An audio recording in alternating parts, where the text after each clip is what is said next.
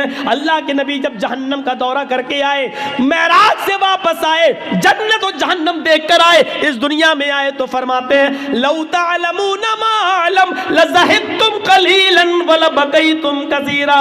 लोगों, मैंने जहन्नम के जो अज़ाब का मंजर देखा है, अगर मैं तुम्हें बता दूं, अगर तुम जान जाओ जहन्नम में क्या क्या अज़ाब है, जो मैं देख कर आया हूं, जो मैं जानता हूं जहन्नम के बारे में, अगर वो तुम्हें मालूम हो जाए, लज़हिबतुम कलीलन व लबकैतुम कसीरा, तो जिंदगी भर तुम रोते रोते गुजार दोगे, हंसना छोड़ दोगे, हंसना भूल जाओगे, और रोते रोते तुम्हारी जिंदगी गुजर जाएगी, हंसोगे कम और रोगे ज्यादा। ये सूरत हाल है हमारी। हमें नींद कैसे आ रही है, कैसे हम आराम से अपने बिस्तर पे सो जाते हैं, और कैसे हमारी हिम्मत हो जाती है एक दूसरे के ऊपर जुल्म करने की। इमाम कायनात फरमाते हैं अल्लाह के नबी ने कि तुम अपनी जिंदगी में एक जमाना ऐसा भी देखोगे कयामत से पहले, और ईमानदारी से बताना ये है कि नहीं, युस्बिहुर रजुलु मुमिनन व युमसी काफिरन व युमसी मुमिनन व युस्बिहु काफिरन यबीउ दीनहु बिइरज़िम मिनद दुनिया। अब सुनिए, तुम एक आदमी को देखोगे, आज ऐसा हो रहा है, अरे ये लोग जो जा रहे हैं, ये बड़े मियाँ को जाने तो जल्दी निकल ले, ये सब शुगर के मरीज़ हैं, बैठ जाएंगे पहले, फिर डिस्टर्ब करेंगे उठने को, और अभी जिसको उठना उठ जाओ यार, बीच में उठते तो थोड़ा डिस्टर्ब होता है। हमें सुबह को देखोगे कि एक आदमी मोमिन होगा, उठेगा, वुजू बनाएगा, फजर की नमाज पढ़ने जाएगा, फजर की नमाज के बाद कुरान की तिलावत करेगा, युस्बिहुर रजुलु मुमिनन, तुम देखोगे कि एक आदमी सुबह ईमान की हालत में करेगा। ईमानदारी के साथ बताइएगा ये ज़माना है कि नहीं, आदमी सुबह सवेरे हालत ईमान में उठेगा, सुबह फजर में वुजू बनाएगा, नमाज पढ़ेगा, कुरान की तिलावत करेगा, युमसी काफिरन, लेकिन सूरज डूबने से पहले पहले, शाम होने से पहले पहले वो काफिर हो जाएगा। वयुमसी मुमिनन युस्बिहु काफिरन, शाम को मगरिब की नमाज पढ़ेगा, कुरान पढ़ेगा, ईशा की नमाज पढ़ेगा, ईमान की हालत में रात गुजारेगा, पूरी पूरी रात ईमान की हालत में गुजारेगा, दुआ पढ़ के सोएगा, लेकिन सुबह उठेगा तो वो काफिर होगा। क्यों? यबीउ दीनहु बिइरज़िम मिनद दुनिया, वो दुनिया के चंद सिक्के हासिल करने के लिए, दुनिया के चंद रुपयों के लिए, दुनिया के चंद टुकड़ों के लिए अपने दीन को बेच देगा।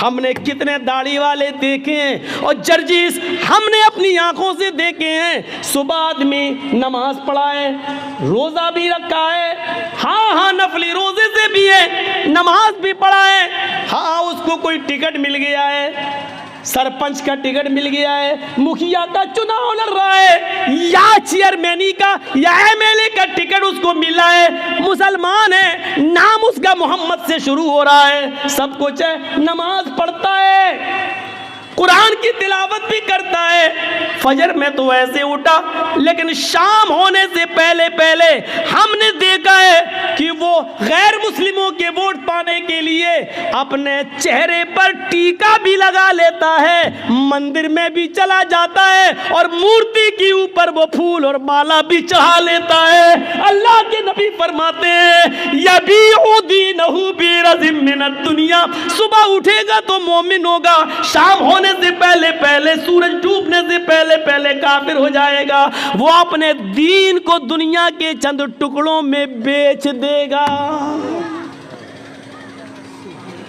देख लो, अपने इलाकों में देख लो, आसपास के एरियो में देख लो, ऐसा मंजर आप एक नहीं 50 जगह मिल जाएगा। और लोग क्या, अरे साहब हिंदुस्तान में रहना तो क्या, हम क्या हिंदू नेता लोग क्या रमज़ान के महीने में टोपी नहीं लगाते हैं? तो आप क्या चाहते हैं कि वो कर रहे हैं तो हम भी वही करें? हमारा मुल्क, हमारा देश और हमारे मुल्क का कानून अपने मज़हब पर अमल करने की हमें पूरी इजाज़त देता है। हाँ, दूसरों के मज़हब से हमें नफ़रत नहीं होनी चाहिए, लेकिन आप इस हद तक गिर जाए कि हालत ईमान में उठें और शाम होते होते आप उसी रंग में रंग जाएं। सूरत हाल आप देख रहे हैं। ज़रा Mumbai high court, Maharashtra high court और आप उड़ीसा हाई कोर्ट वगैरह के रिकॉर्ड उठा के देखें और वहाँ की सरकारों के नियम और कानून देखें तो आपको पता चलेगा कि ये क्या प्लानिंग हो रही है। महाराष्ट्र गवर्नमेंट ने ये कानून पास कर दिया है कि जितने भी कॉलेजेस और यूनिवर्सिटीज़ हैं, मेडिकल वगैरह हैं, उनमें अल्पसंख्यक में सबसे ज़्यादा मुसलमान ही हैं। ईसाई और यहूदी और मुसलमानों सब अल्पसंख्यक में आते हैं, लेकिन निशाना हमारे ऊपर है। अल्पसंख्यक लड़कियों को 50% एडमिशन दिया जाए। मैं पूछना चाहता हूँ कि आपको हम मुसलमानों की लड़कियों की इतनी फिक्र क्यों हो रही है?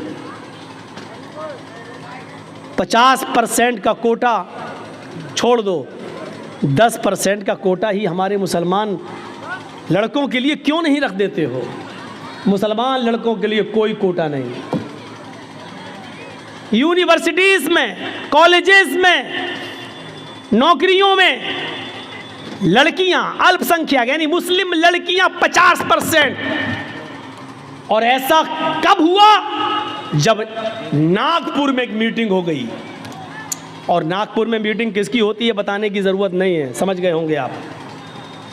जब मीटिंग हो गई और उस मीटिंग में ये तय कर दिया गया कि अब मुसलमान लड़कियों को स्कूलों में ज़्यादा से ज़्यादा एडमिट करो और गैर मुस्लिम लड़कों को ज़्यादा से ज़्यादा छूट दे दो, और वो लड़के इन लड़कियों के साथ दोस्ती करें और दोस्ती प्यार और मोहब्बत में बदल जाए, और प्यार और मोहब्बत में बदलने के बाद ये दोनों लड़का लड़की कोर्ट मैरिज करें और 2 बच्चे 3 बच्चे पैदा करने के बाद इन लड़कियों को छोड़ दिया जाए।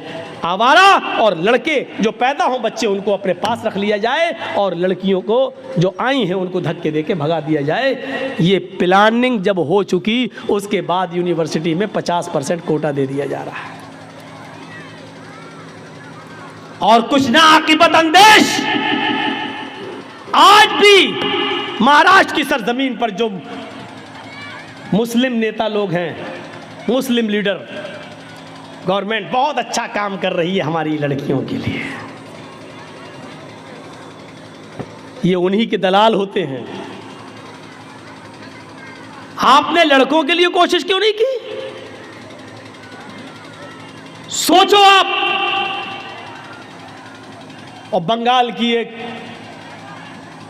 लड़की, एक औरत, हम नहीं नाम लेंगे, एक हाजी की बेटी, समझ गए ना? बस एक इंटरव्यू में आके क्या बोलती है कि इस्लाम इतना तंग दिल नहीं है कि एक गैर मुस्लिम लड़के के साथ शादी करने पर वो हमें इस्लाम से निकाल दे।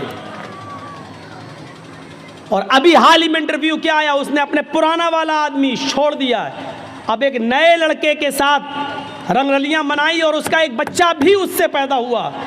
उससे पूछा शादी कब करेंगी? उसने कहा शादी की क्या ज़रूरत है, हम लोग प्यार और मोहब्बत के साथ रह रहे हैं, बस हम लोगों की ज़िंदगी सही गुजर रही है, बस गुजर रही है। तुम्हारे बयान से मुझे कोई एतराज़ नहीं है, लेकिन तुम ये कहो कि इस्लाम इसको बुरी नज़र से नहीं देखता, हमें इस जुमले पर एतराज़ है। बस तुम नंगा नाच नाचो, नंगी होकर घूमो, मुझे कोई फर्क नहीं पड़ता मेरे ऊपर, लेकिन जब इस्लाम से जोड़ने की कोशिश करोगी, अपने इस घिनौने किरदार को, इस कैरेक्टर को जब इस्लाम से जोड़ोगी, तो हम मुदाफ़ियत के लिए अपनी आवाज़ उठाएंगे। इसके लिए चाहे मीडिया हमें नंगा करे, चाहे जो भी करे, हम सबकी सुनेंगे, लेकिन हम इस्लाम की आवाज़ को बुलंद करेंगे और बताएंगे कि गलत क्या है। या अय्युहल्लज़ीना आमनुत्तकुल्लाह हक्का तुकातिह, बात यहाँ से निकलती है। और अल्लाह के हज़रत उमर फ़ारूक की आंखों में आंसू आ जाते हैं कि एक चरवाहे के अंदर भी अल्लाह का ये डर है, अल्लाह का ये खौफ है। दूसरे दिन आते हैं और उसके मालिक को हुक्म देते हैं कि अपने ग़ुलाम को लेकर दरबार में आओ।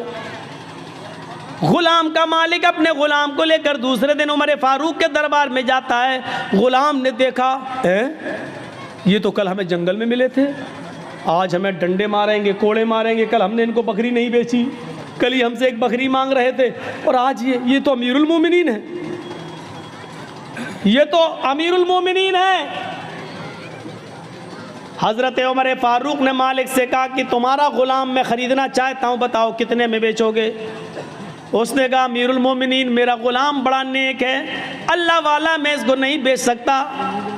हज़रत उमर फ़ारूक ने कहा देखो इसको मुझे ज़रूरत है, मैं तुम्हें इसकी डबल कीमत दूंगा, जो लोग इसकी कीमत दे रहे हों उससे डबल कीमत मैं तुम्हें दे दूंगा, लेकिन मुझे इस ग़ुलाम की ज़रूरत है। मालिक को लालच आ गया कि जब डबल कीमत मिल रही है तो इसको दे दो, हम इतने में तो 2 ग़ुलाम ख़रीद लेंगे। डबल कीमत लेकर हज़रत उमर फ़ारूक ने उस ग़ुलाम को ख़रीद लिया। अब उस ग़ुलाम का डर और बढ़ गया कि अब तो मैं उमर फ़ारूक का ग़ुलाम हो गया, अब ये मुझे कल की सज़ा न दें, कहीं मारे नहीं। हज़रत उमर फ़ारूक उनको अपने घर पे लाते हैं। ग़ुलाम बराबर डरता जा रहा है, ये वही चरवाहा है जो कल बकरी चरा रहा था, अब इसके दिल में डर पैदा होता चला जा रहा है। हज़रत उमर उसको खजूर खिलाते हैं, पानी पिलाते हैं और कहते हैं कि मैंने तुम्हें तुम्हारे मालिक से ख़रीद लिया है और अब मैं तुम्हें आज़ाद कर रहा हूँ, जाओ, तुम मेरे ग़ुलाम नहीं हो, मैंने तुम्हें आज़ाद कर दिया है। जानते हो मैंने तुम्हें क्यों आज़ाद किया है? तुम उस आदमी के ग़ुलाम थे, ग़ुलामी की ज़िंदगी गुजारते तो तुम अल्लाह की इबादत नहीं कर सकते थे, तुम्हें फ़र्ज़ नमाज पढ़ने का मौका मिलता, फिर ग़ुलाम की तुम बात मानते इसलिए तुम्हें इबादत करने का मौका नहीं मिलता। अब तुम्हें इबादत का मौका ही मौका है। कल तुमने ये कहा था कि अल्लाह रब्बुल आलमीन को क़यामत के दिन में क्या जवाब दूँगा, इस जुमले की वजह से आज तुम्हें आज़ादी मिल गई है, इस कलमे ने तुम्हें आज़ादी दी है। अगर इसी तरीके से अल्लाह से डरते रहे तो इंशाअल्लाह क़यामत के दिन अल्लाह ताला तुम्हें जहन्नम से भी आज़ादी दिला देगा। अगर इसी तरीके की तुम्हारी ज़िंदगी गुजरती रही तो तक़वे वालों को इनाम मिल जाता था, जो अल्लाह से डरते थे उसको अमीरुल मोमिनीन इनाम देते थे। मेरे भाइयों, आज हमने किसी अल्लाह से डरने वाले को इनाम दिया? किसी नेक और मुत्तकी आदमी को देखा तो कभी हिम्मत पड़ी कि हम उसको कुछ मदद कर दें? कभी हमारी हिम्मत नहीं पड़ती कि हम इसकी कुछ मदद करें। क्यों? मदद करने की हिम्मत नहीं पड़ती। आपने देखा होगा एक लड़का है, उसका बाप इंतकाल कर चुका है, उसके पास 1 बीघा ज़मीन है। अब देखिए मैं आपको कहाँ ले जा रहा हूँ। उसके पास 1 बीघा ज़मीन है, 1 बीघा ज़मीन है, लेकिन अचानक उसकी माँ को कैंसर होता है, बाप उसका इंतकाल कर चुका है, उसके पास बस 1 ही बीघा ज़मीन है, उसकी माँ का इलाज होना है। इलाज के लिए उसको अपनी ज़मीन बेचना पड़ रही है। उस ज़मीन की कीमत 2 लाख है। हम गांव के सरपंच हैं, हम गांव के मुखिया हैं, हम गांव के पैसेदार हैं, हम गांव के अमीर आदमी हैं, हमारी नज़र ख़राब है, हम उस ज़मीन को ख़रीदना चाहते हैं, हमारे घर से लगी हुई है वो ज़मीन, और हमें मालूम है कि ये बेचेगा क्योंकि इसकी माँ बीमार है। ऐसा है कि नहीं आजकल? ऐसा है ना? 2 लाख की ज़मीन, हमें मालूम है उसकी कीमत 2 लाख की है, लेकिन अब हमें मालूम है कि उसका बाप नहीं है, माँ बीमार है, वो इलाज कराएगा और इलाज के लिए उसको ज़मीन बेचना पड़ेगी। लेकिन अब तो वो ज़मीन कम दामों में भी बेचेगा। अब हमें उम्मीद है कि 1.5 लाख में मिल जाए। वो आदमी आता कहता कि भाई आपके घर से लगी हुई है, मेरी ज़मीन है, मैं इसको बेचना चाहता हूँ। आपने कहा नहीं आया, मुझे ज़रूरत नहीं है साहब, मेरी माँ की तबीयत ख़राब है, मैं उसके इलाज के लिए टाटा हॉस्पिटल जाऊँगा, बम्बई, मैं पटना में जा रहा हूँ, मैं इसका इलाज कराना चाहता हूँ, मेरी ज़मीन की कीमत 2 लाख रुपए है, तुम ले लो। ये आदमी कहता है नहीं साहब, मुझे ज़रूरत ही नहीं है, और अगर तुम्हें देना ही है तो 1.5 लाख की दे दो, 1 लाख की दे दो। अभी तो ज़मीन की कोई कीमत ही नहीं। लॉकडाउन के बाद ज़मीन की कीमत बढ़ी कहाँ रही है? हालात ऐसे ही हैं। मजबूर आदमी है बेचारा। उसने कहा ठीक है लाओ 2 लाख का माल है, 1.5 लाख दे दो। आपने 1.5 लाख रुपए उसको दे दिए और ज़मीन ले ली। अल्लाह की कसम 2 लाख की ज़मीन उसकी मर्जी के बावजूद जो 1.5 लाख की ली है, इस 1.5 लाख के लेने के बावजूद उसने चाहे जैसे दी हो, उसकी रजामंदी के बावजूद आपने जो 1.5 लाख में ख़रीदी है, आप इसके बावजूद भी डकैत कहलाएंगे, आप बेईमान कहलाएंगे, आप यतीम का हक मारने वाला कहलाएंगे, आप मजबूर की मजबूरी का फ़ायदा उठाने वाले कहलाएंगे। अल्लाह के यहाँ समाज में तो ये होगा, नहीं साहब वो 1.5 लाख में तैयार था, उसने दे दी, इसने ले ली, वो तो तैयार था। काजी शुरैह एक घोड़ा खरीदना चाहते थे, बाजार में जाते हैं, घोड़ा देखते हैं, पूछते हैं घोड़े वाले ये घोड़ा कितने का है? उसने कहा 400 दिरहम का। काजी शुरैह ने कहा क्या मैं इसको ज़रा चला कर देख लूँ? उन्होंने कहा देख लो। काजी शुरैह उस घोड़े पर बैठते हैं और जाते हैं, थोड़ी दूर चल के वापस आते हैं और कहते हैं घोड़े वाले सच बता कि तू किस मजबूरी में घोड़ा बेच रहा है? उसने कहा मुझे कोई मजबूरी नहीं है।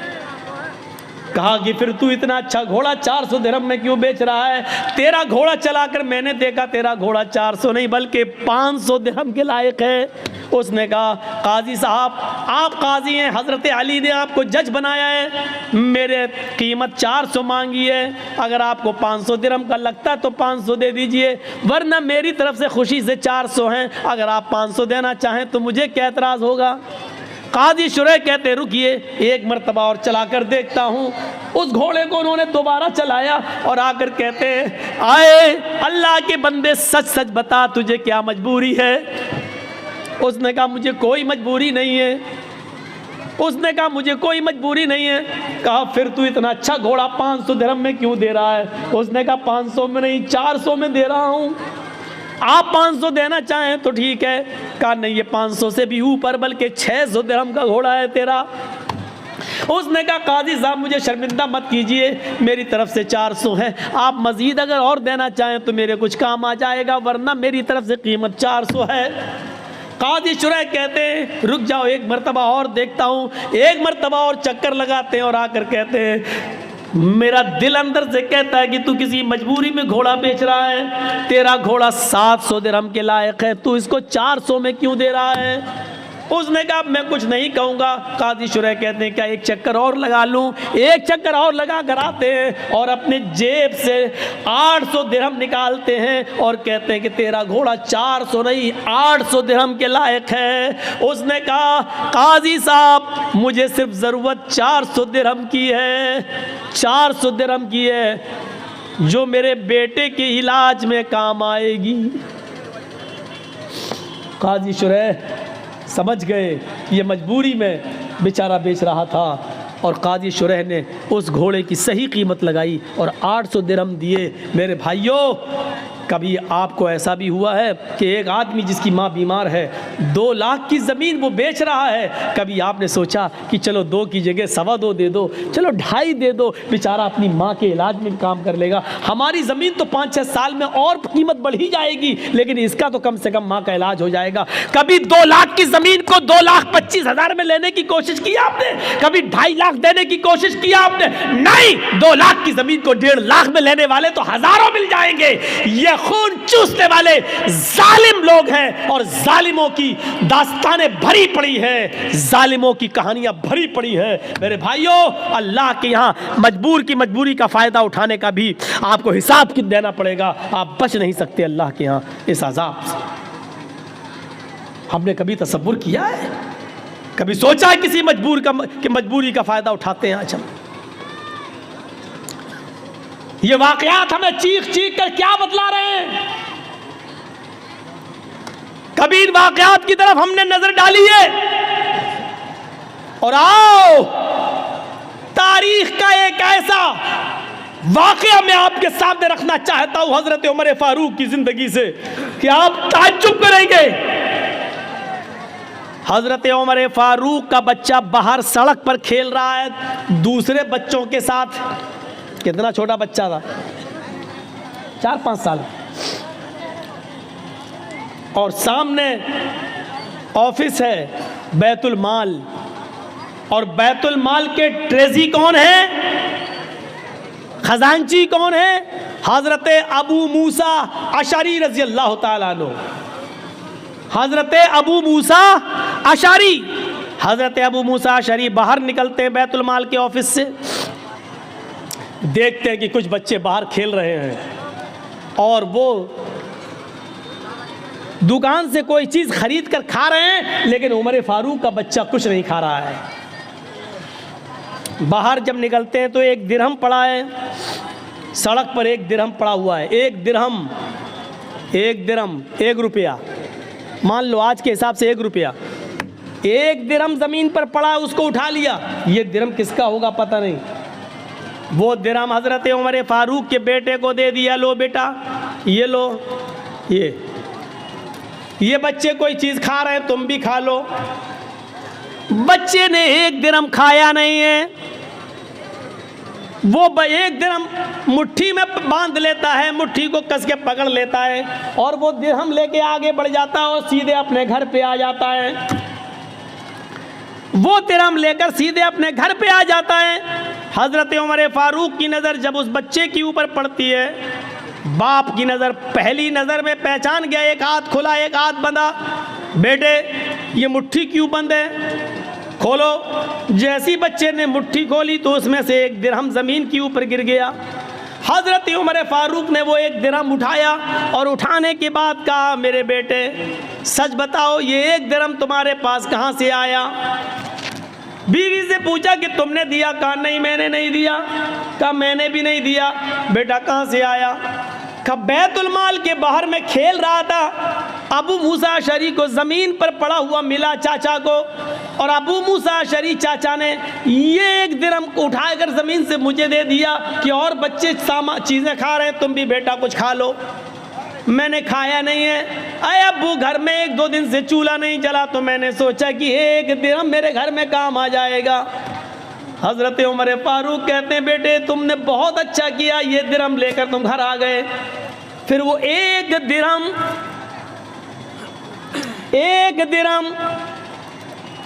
10-20 बीघे ज़मीन पर नाजायज़ कब्जा करने वालों, भू माफिया बनने वालों, गुंडागर्दी करने वालों, इस वाक़े की रोशनी में अपने आप को तलाश करो कि हम कौन हैं। अबू मूसा अशरी के पास 1 दिरहम लेकर हज़रत उमर आते हैं और वो 1 दिरहम रुपया, 1 दिरहम जो लोहे का सिक्का था, इस सिक्के को उठाकर हज़रत अबू मूसा अशरी के सर पे मारते हैं। वो तो अच्छा हुआ कि उनके सर पे पगड़ी बंधी हुई थी, वरना सर फट जाता। वो 1 दिरहम उनके सर पे मारते हैं, पगड़ी पे लगता है, लेकिन इतनी ज़ोर से मारा था कि पगड़ी के ऊपर से भी वो 2 दिरहम का असर उनके सर में होता है, यानी उनको उसकी हल्की सी चोट का असर सर के अंदर महसूस होता है। हज़रत अबू मूसा ने कहा, क्या हुआ अमीरुल मोमिनीन? हज़रत उमर ने क्या जुमला कहा, उस जुमले पर गौर करो। कहा, अबू मूसा क्या जहन्नम में दाखिल करने के लिए, जहन्नम रसीद करने के लिए, जहन्नम में पहुंचाने के लिए तेरी नज़र उमर के ख़ानदान पर और उमर के घर पर ही पड़ी थी, कोई और तेरी नज़र में नहीं आया, तेरी नज़र में कोई और नहीं जमा? क्या जहन्नम पहुंचाने के लिए तेरी नज़र उमर के घर पर ही पड़ी थी? 1 दिरहम, और 1 दिरहम के बारे में क्या कह रहे हैं? क्या जहन्नम भेजने के लिए तेरी नज़र मेरे ही घर पे पड़ी थी, कोई और नहीं मिला पूरे अरब के अंदर तुझे? कहा क्या हुआ? ये 1 दिरहम का ज़मीन पर पड़ा था, सारे बच्चे खा रहे थे, आपका बच्चा मुंह तक रहा था, मैंने 1 दिरहम आपके बच्चे को दे दिया, वो कुछ खा ले। कहा 1 दिरहम जब मिल गया था तो तुमने फरमान नहीं सुना, उस 1 दिरहम को बैतुल माल में जमा कर देते, ये तमाम मुसलमानों की अमानत है। अगर कोई पूछता, दावा करता तो उसको दे दिया जाता, नहीं तो बैतुल माल में जमा कर दिया जाता। तुमने मेरे बेटे को क्यों दिया? आए अबू मूसा, आज तुमने ऐसा कर दिया, अगर आइंदा तुमने कभी ऐसा किया तो नौकरी से भी निकाल दूंगा, बैतुल माल के चौधराहट से मैं तुम्हें बेदखल कर दूंगा और सजा दूंगा तो अलग। क्या समझ रखा है तुमने?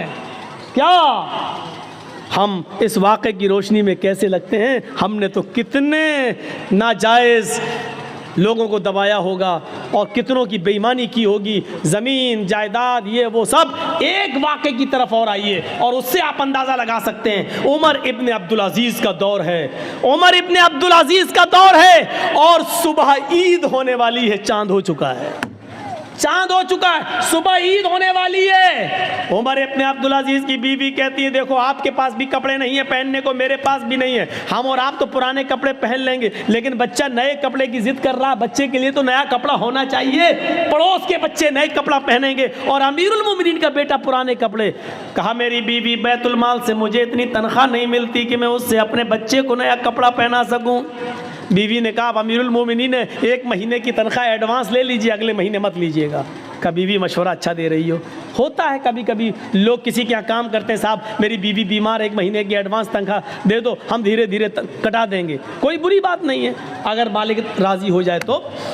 अबू मूसा उमर इब्न अब्दुल अजीज़ ने एक लेटर लिखा और अपने खादिम से कहा जाओ बैतुल माल के कैशियर से कहना ये लेटर दे देना, वो तुम्हें 1 महीने की तनख्वाह एडवांस दे देगा। अमीरुल मोमिनीन खुश थे, उमर इब्न अब्दुल अजीज़ के 1 महीने की तनख्वाह एडवांस, और वो तो मेरा खादिम है, वो तो दे ही देगा, जब हमने ऑर्डर दे दिया लिख के दे दिया तो वो दे देगा। जैसे ये लेटर कैशियर के हाथ में आता है उसने पढ़ा खजांची ने, उसमें लिखा है कि कल ईद है, मेरे बच्चे के पास नए कपड़े नहीं है पहनने के लिए, लिहाजा मुझे 1 महीने की तनख्वाह एडवांस दे दो, अगले महीने मत देना, उस महीने के अंदर काट लेना। उस खजांची ने उस लेटर को पढ़ने के बाद अंदर जाकर उसी लेटर के पीछे कुछ लिख दिया और लिखने के बाद उसको लिफाफे में बंद करके क्या जाओ इसको दे देना उमर इब्न अब्दुल अजीज़ को। कहा उन्होंने 1 महीने की तनख्वाह एडवांस मंगाई, कहा मैंने इसका जवाब दे दिया है, इसका जवाब वो पढ़ लेंगे, उसके बाद आप आना, अगर इसके बावजूद वो मंगाएंगे तनख्वाह मांगेंगे 1 महीने की तो मैं दे दूंगा, मैंने उसमें कुछ सवाल किया है। खादिम लिफाफा लेकर उमर इब्न अब्दुल अजीज़ के पास पहुंचता है। उमर इब्न अब्दुल अजीज़ ने कहा क्या उसने 1000 क्या उसने 1 महीने की तनख्वाह एडवांस नहीं दी? का पता नहीं, इस लिफाफे में कुछ रख दिया है। लिफाफा खोला तो क्या देखते हैं कि मेरे ही लिफाफे मेरे ही लेटर के पीछे कुछ और लिखा है। उसको पढ़ते हैं, उसमें लिखा हुआ है उमर इब्न अब्दुल अजीज़ अमीरुल मोमिनीन, आपका हुक्म सराखों पर, आपको 1 महीने 5 महीने 6 महीने आप जितनी कहें उतनी तनख्वाह मैं देने के लिए आज़ाद हूँ, मैं देने के लिए तैयार हूँ। अमीरुल मोमिनीन आपने लिखा है कि मेरे बच्चे के पास नए कपड़े नहीं हैं पहनने के लिए, इसलिए मुझे 1 महीने की तनख्वाह एडवांस दे दो, अगले महीने काट लेना। लेकिन आपने ये नहीं लिखा अगले महीने तक अगर आप जिंदा न रहे, अगला महीना शुरू होने से पहले अगर आपका इंतकाल हो गया तो 1 महीना जो एडवांस तनख्वाह आपके पास जाएगी, इस तनख्वाह को वापस कौन करेगा? उसका ज़मानती कौन है?